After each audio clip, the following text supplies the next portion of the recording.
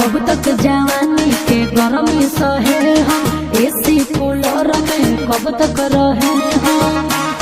ए बाबू सुनो, कब तक जवानी के गरमी सहे हम, एसी कूलर में कब तक रहे हम। और मुझे भी है अपने बालों में भर जाना, समझे।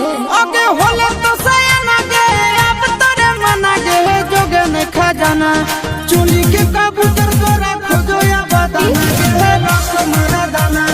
चोली के कबूतर तोरा खोजो या बादाना गे, रख मारा दाना। पापा पापा पापा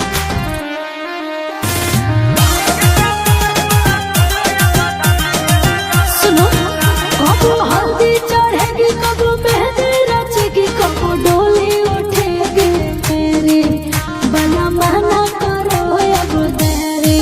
चलो आगे गहुए में करल न लव मैरेज, पापा के तोर बच जैतौ दहेज। मुझे तो काम से ससुराल है जना, ले चलो ना। आगे होले तो सयाना गे, अब तोरे मना गे, जोगे में खा जाना।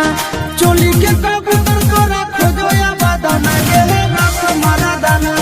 चोली के कबूतर तोरा खोजो या बादाना गे, रख मारा दाना।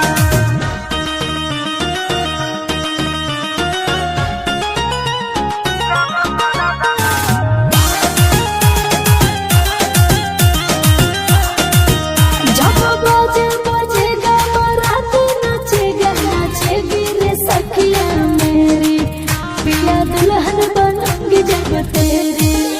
आगे ढोली के आस में हो चोली उपास, चढ़ल जवानी के हो नास। चिंटू आशीष संग होने मन है मनाना, गोवा जाओ ना। आगे होले तो सयाना गे, अब तोरे मना गे, जोगे में खा जाना। चोली के कब